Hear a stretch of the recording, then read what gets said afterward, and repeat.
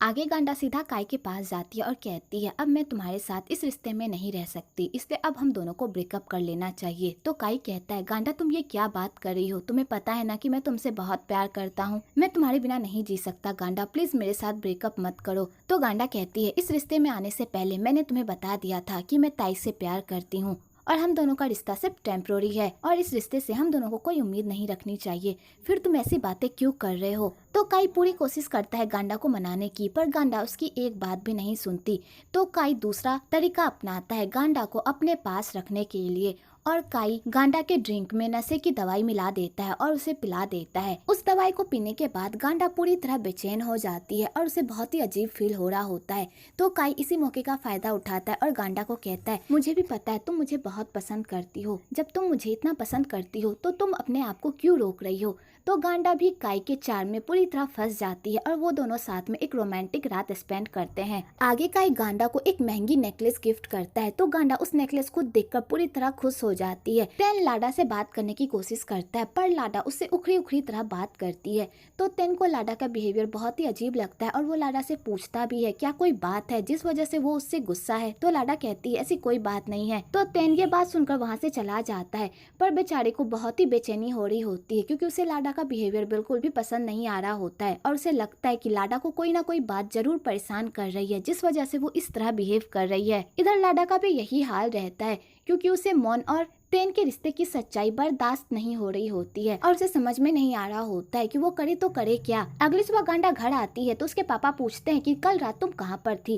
तो गांडा अपने पापा के सामने ये झूठ बोलने लग कि कल वो ताई के साथ थी। तो उसके पापा जैसे ये सुनते हैं उसे खींचकर एक झापड़ मारते हैं और कहते हैं, कितना गिरोगी गांडा, अब तो तुम अपने पापा से झूठ भी बोलने लगी हो। मुझे पता है कि कल रात तुम ताई के साथ नहीं थी क्योंकि कल रात खुद यहाँ पर ताई आया था और तुम्हारे बारे में पूछ रहा था कि तुम्हारा फोन क्यों नहीं लग रहा, और तुम्हें देखकर लगता है कि कल रात तुमने कोई ना कोई गलती जरूर की है। गांडा, मैं तुम्हें समझा रहा हूँ कि ताई बहुत ही अच्छा लड़का है, अगर तुम ताई के साथ नहीं रह सकती तो उसे छोड़ दो ना, ताकि वो भी किसी ऐसी लड़की से मिले जो उससे प्यार करे, उसका ख्याल रखे। तो गांडा भी अपने पापा पर भड़कने लगती है और कहती है, पापा आप मेरे पापा हो या ताई के, आप हमेशा उसकी ही साइड क्यों लेते हो? तो गांडा के पापा कहते हैं, क्योंकि ताई बहुत ही अच्छा लड़का है और वो तुमसे बहुत प्यार करता है, लेकिन तुम उसे कभी भी सीरियस नहीं लेती और हमेशा उसे धोखा देती हो। गांडा, मैं तुम्हें आखिरी बार समझा रहा हूँ, सुधर जाओ वरना तुम्हें बाद में बहुत ही पछताना पड़ेगा। और गांडा के पापा ये कहकर वहाँ से चले जाते हैं। तो गांडा सोचने लगती है कि एक तरफ ताई है जो अपने असूलों पर जीने वाला बंदा है और अपनी पूरी सैलरी से ही अपनी पूरी लाइफ काटने वाला है, और दूसरी तरफ काई है जो उसकी सारी ख्वाहिशों को पूरा करता है और उस पर पैसे लुटाता है।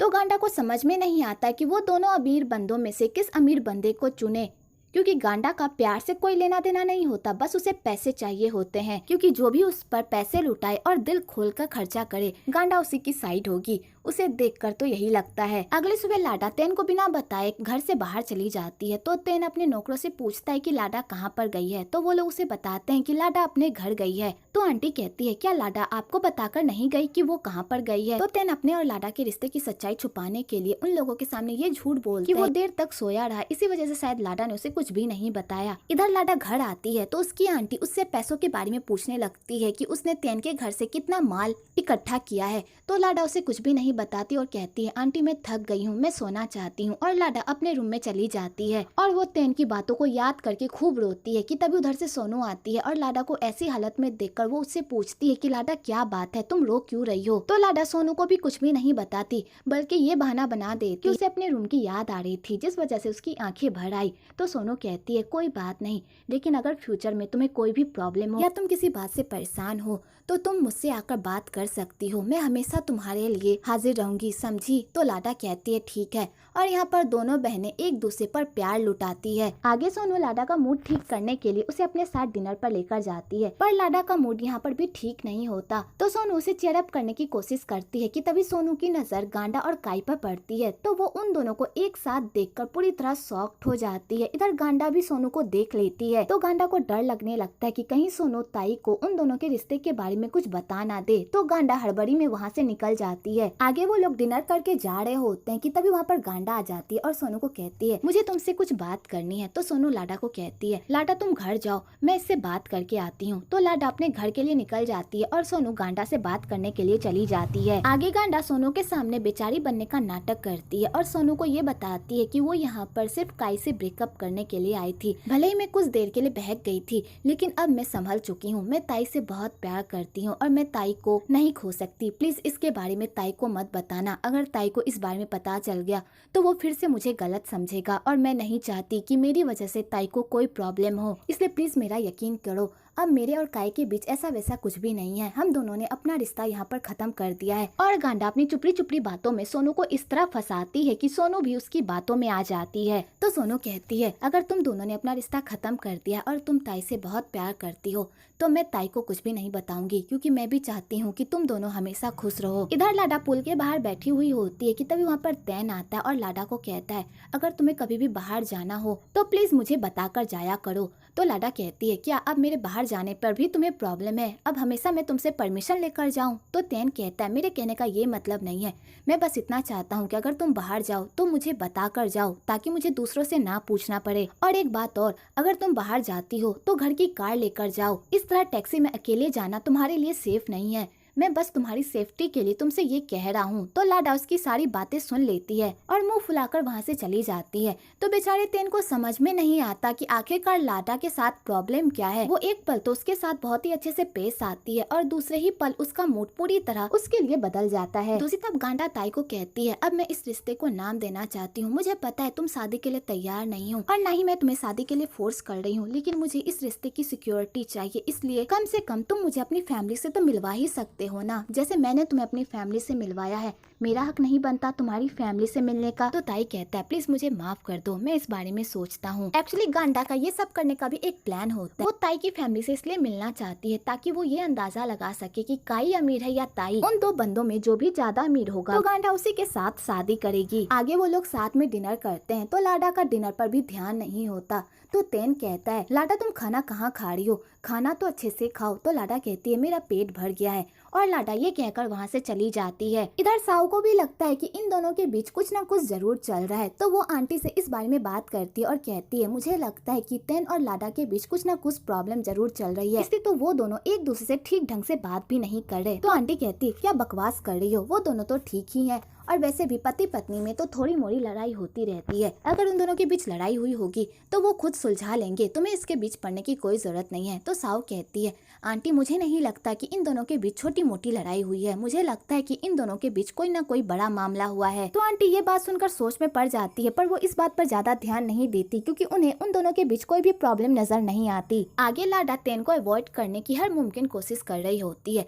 और तैन ये सब नोटिस भी कर रहा होता है, तो उसे बहुत ही अजीब लगता है। तो तैन लाडा को कहता है, मुझे ऑफिस में आकर मिलो, और तैन ये कहकर वहाँ से चला जाता है। आगे लाडा ऑफिस में जाती है तो तैन कहता है, मैंने तुम्हारी पढ़ाई का सारा इंतजाम कर दिया है, अब बस तुम अपनी पढ़ाई पर फोकस करो। तो लाडा कहती है, मैं पढ़ाई करना नहीं चाहती, और लाडा ये कहकर वहाँ से जाने लगती है। तो तैन कहता है, कुछ दिन पहले ही तो तुमने कहा था कि तुम पढ़ाई करना चाहती हो, फिर ये क्या है? तो लाडा कहती है, क्योंकि मैं नहीं चाहती कि मैं तुमसे और कर्जे लूं, और वैसे भी मुझे तुम्हारी दया नहीं चाहिए। तो तैन कहता है, मैंने तुम पर कब दया की? मैं तुम्हारे लिए जो भी करता हूँ पूरे दिल से करता हूँ, तुम मेरी बात का यकीन क्यों नहीं करती? तो लाडा कहती है, सच में तुम मेरे लिए जो भी करते हो पूरे दिल से करते हो? मुझे तो ऐसा नहीं लगता। और यहाँ पर दोनों में थोड़ी सी बहस हो जाती है। तो लाडा कहती है, मैं भी इस कर्जे से पूरी तरह तंग आ गई हूँ, क्यों ना इसे एक बार में ही खत्म कर देते हैं। तुम मेरा शरीर चाहते हो ना, तो ये लो, जो चाहे तुम कर लो। तो तैन ये बात सुनकर तो पूरी तरह शॉक्ड हो जाता है और कहता है, क्या तुम मेरे बारे में यही सोचती हो? इतने दिन तुम मेरे साथ रही, क्या तुम्हें लगता है कि मैं बस तुम्हारा शरीर पाना चाहता हूँ? तो लाडा कहती है, हाँ।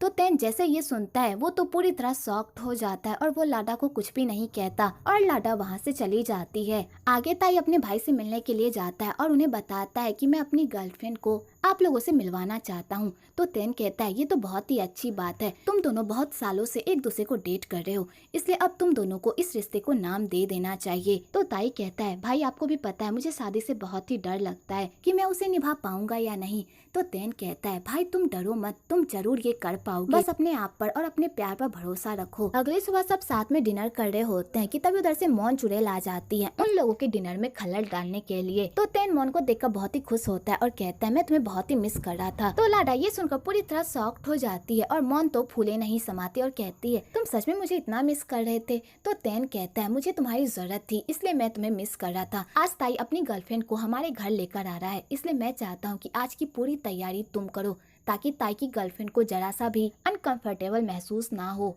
तो मोन कहती है क्यों नहीं, तुमने मुझ पर ये जिम्मेदारी सौंपी है ना, तो मैं बहुत ही अच्छे से संभालूंगी। और तेन ये कहकर वहाँ से चला जाता है। तो लाडा को बहुत ही बुरा लगता है और मोन ये सब सुनकर तो बहुत ही खुश होती है। आगे चुड़ैल मोन फिर से लाडा के पास जाती है और उससे कहती है तुम यहाँ से कब जाओगी, तुम्हें पता है ना कि हम दोनों एक दूसरे से बहुत प्यार करते हैं और हम दोनों एक दूसरे के बहुत ही करीब हैं। और मोन लाडा को नीचा दिखाने का एक मौका भी नहीं छोड़ती। तो लाडा कहती है ठीक है, आज शाम में इस पार्टी में नहीं आऊंगी। और लाडा ये कहकर वहाँ से चली जाती है। इधर सोई जुए में ढेर सारे पैसे हार जाती है और उसके पास फूटी कोड़ी भी नहीं होती। तो वो सोनू से पैसे मांगती है पर सोनू भी उसे कोई पैसे नहीं देती। तो सोई के पास एक आखिरी रास्ता बचता है लाडा का। तो वो लाडा से मिलने के लिए जाती है और उससे पैसे भी मांगती है पर लाडा भी उसे पैसे नहीं देती। तो बेचारी सोई का मुंह तो कुत्ते जैसा हो जाता है। आगे सोई किचन में जाती है तो वहाँ पर उसकी मुलाकात मौन से हो जाती है और सोई को पता चलता है कि मौन इस घर में नागिन की तरह कुंडली मारे हुए है। तो सोई सीधा लाडा के पास जाती है और उसे समझाने की कोशिश करती है कि इस घर की बहू वो है, तेन की पत्नी वो है, तो इस घर की सारी जिम्मेदारी निभाना उसका काम है, ना कि मौन का, और तुम्हें अपने हक के लिए लड़ना चाहिए। तो लाडा कहती है तेन ने खुद मौन को जिम्मेदारी दी है ये सब करने की, तो इसमें मैं क्या कर सकती हूँ। तो सोई कहती है तुम क्या बात कर रही हो लाडा, तुम ही तो कर सकती हो, तुम इस घर की मालकिन हो और इस घर पर सिर्फ तुम्हारा राज चलेगा, ना कि उस मौन का।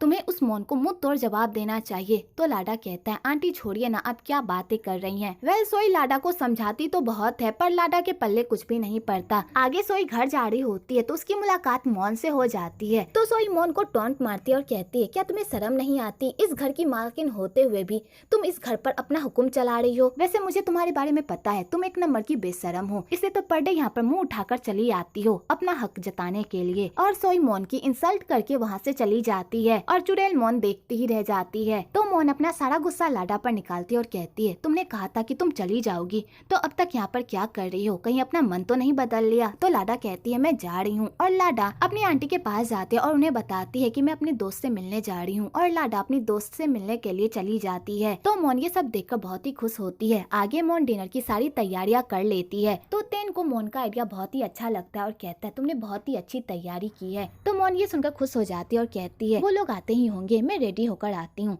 तो तेन कावी को कहता है बेटा आंटी को अपने रूम में लेकर जाओ ताकि ये रेडी हो सके। तो कावी मौन को अपने रूम में लेकर जा रही होती है कि तभी मौन के दिमाग में एक और खुरापाती आइडिया आता है। तो मौन कावी को किसी बहाने से वहाँ से भेज देती है और वो चोरी छुपे तेन और लाडा के रूम में घुस जाती है और वहाँ जाकर तेन के बेड को इस तरह बिगाड़ देती है कि जैसे ही लाडा उस बेड को देखे तो उसे ऐसा लगे कि उन दोनों ने उस बेड पर कुछ किया है। और मौन ये सारा कारनामा करके बहुत ही खुश हो रही होती है। इधर लाडा अपनी दोस्त को सारी बात बताती है तो उसकी दोस्त ये सुनकर पूरी तरह शॉक्ड हो जाती है और वो लाडा का मूड ठीक करने के लिए बाहर जा ही रही होती है कि तभी वहाँ पर लाडा की दोस्त का भाई आ जाता है। तो विन उन दोनों को देखकर बहुत ही खुश होता है। एक्चुअली विन लाडा से प्यार करता है पर विन ने कभी भी अपने दिल की बात लाडा से नहीं कही होती है। आगे वो तीनों साथ में खूब मस्ती करते हैं और ढेर सारी गपशप लगाते हैं। तो विन को यहीं पर पता चलता है कि लाडा की शादी हो गई है। तो विन को जैसे ये बात पता चलती है उसका दिल तो पूरी तरह टूट जाता है। इधर ताई गांडा को घर लेकर आता है, वो लोग साथ में डिनर करते हैं। तो गांडा मौका देखकर तेन से ताई की प्रॉपर्टी के बारे में पूछने लगता है। तो तेन बताता है मैं हमेशा ताई को ऑफिस में आकर काम करने को कहता हूँ पर वो राजी ही नहीं होता क्योंकि उसे अपने काम से बहुत ही प्यार होता है, इसलिए मैं उसे उसकी मर्जी की करने देता हूँ। लेकिन इसका मतलब ये नहीं है कि हमारे पास जो है उसमें ताई का हिस्सा नहीं है। हम दोनों भाई के पास जितनी भी प्रॉपर्टी है इन दोनों में हम दोनों का बराबर हक है। तो गांडा जैसे ये सुनती है कि ताई करोड़पति है और वो काई से भी ज्यादा अमीर है, उसकी खुशी का तो ठिकाना ही नहीं रहता। और गांडा डिसाइड कर लेती है कि अब वो काई के साथ कोई रिश्ता नहीं रखेगी, अब बस वो ताई के साथ रिश्ता रखेगी क्योंकि उसे जो चाहिए था वो सब ताई के पास है।